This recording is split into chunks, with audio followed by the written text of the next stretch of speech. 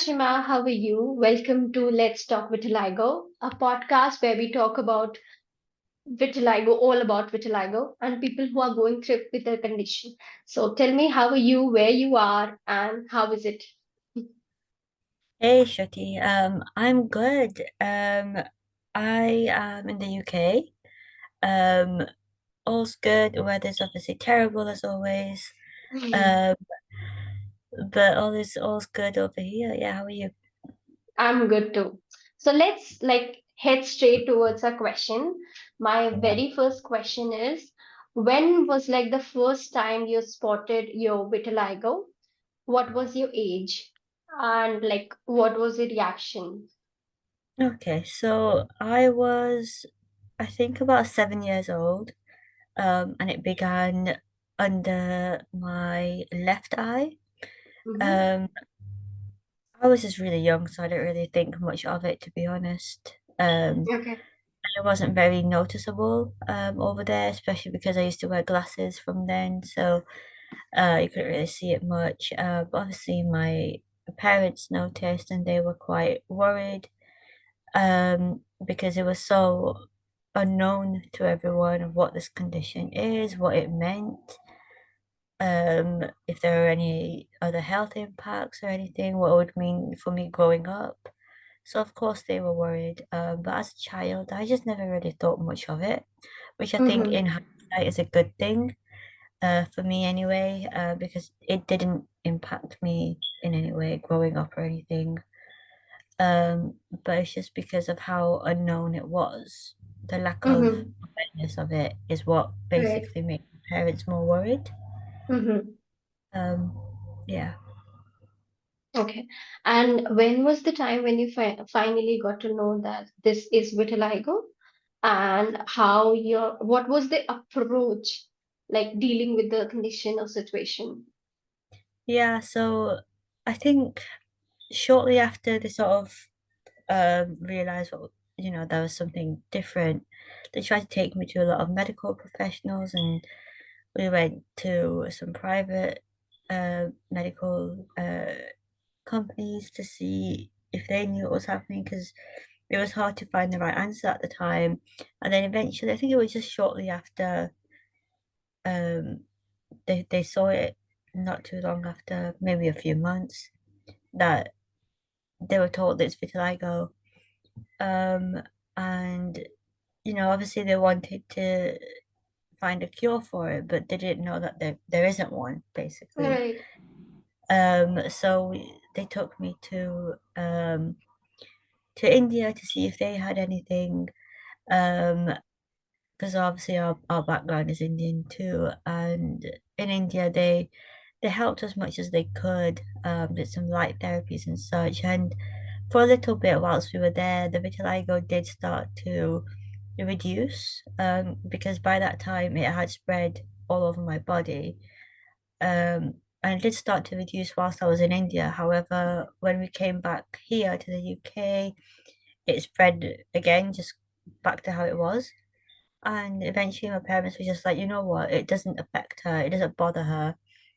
We don't need to keep bothering so much to try and cure this thing because there's no real negative impact. It's just she just looks a bit different, that's it. So Mhm. they just left it, and that's that really.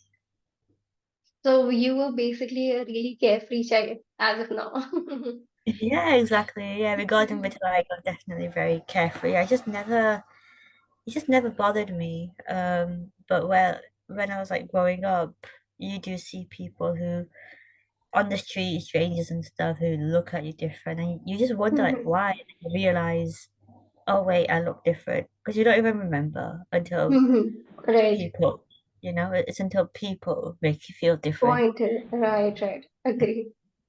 So, Mm. Ashima, what's your reaction? Like, do you still get any new spots? And like, what's your first reaction to it? Do you get stressed out, or is it very normal to you? Honestly, it's nothing at all to me. Sometimes I see different changes in the vitiligo, and I'm like, oh, cool, that's different.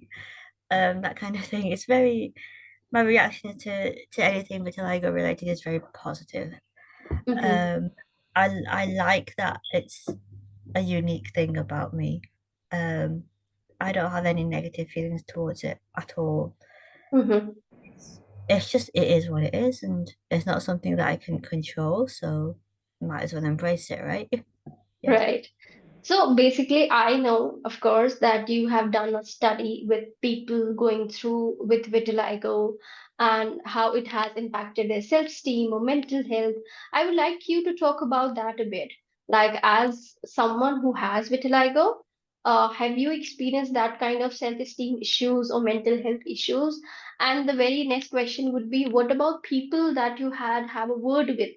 What was mm, their reaction? sure. So of course, vitiligo is very closely linked to mental health because, well, when you know you're different, it can impact people in many different ways, and um, a lot of the time it does impact people negatively. Um, for me, I've again been very lucky that it's done nothing but boost my self-esteem. But again, I am very lucky and I acknowledge that. Um, but other people, they don't have that privilege, and we found that this is more likely the case if you're living in a non-westernized country, and amongst um, people of different cultures. So for me, for example, what I've noticed personally is when I've been in India, that's when people really point it out and try to make me feel like, I'm something less. And Mm-hmm. that's completely unacceptable. So I can't imagine what people who are living there in India permanently, who are from there, how that must make them feel, especially if they already have low self-esteem. So Right. um, when I was doing this study as part of my master's degree, um, I was studying a master's in clinical psychotherapy, and my research basically aimed to explore the positive lived experiences of resilience in self-esteem and self-efficacy in individuals with vitiligo and the extent to which they experience positive change or positive growth resulting from them living with the condition. So the reason I wanted to do this is because the scientific literature doesn't really talk about the positive aspects of vitiligo, and I know through personal experience that there are positives to it, and Right. I want people to know that, and I want people to feel positive about themselves as well. So basically, I did participant interviews with people from different areas of the world. We had a lot of people from the UK, some people from the US, Austria even, and Ukraine. Mm-hmm. Um, so what we found is that they experience both positive and negative attitudes from people regarding their visible difference. But through the impact of this, they built their resilience to any negativity and they accepted their skin, Mm-hmm. which then began their journey to positive experiences with vitiligo.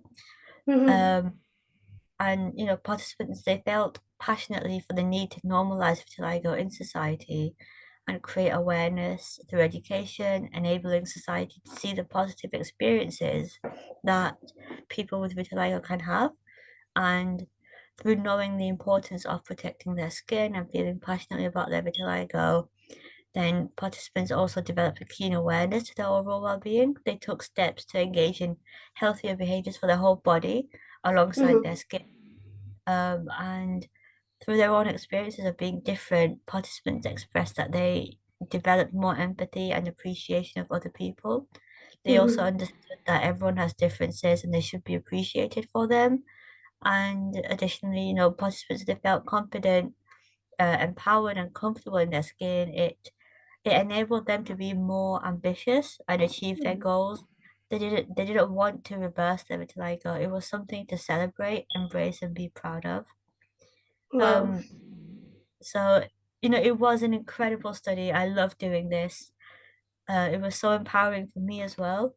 Just doing that as someone with vitiligo to know that there are other people who whilst they have been through negativity, they've used that negativity to empower themselves and be more resilient, have more strength.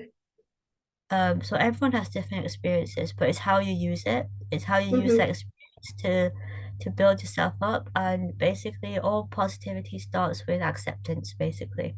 You have Mm-hmm. to accept your skin to then grow from it, basically. Mm-hmm.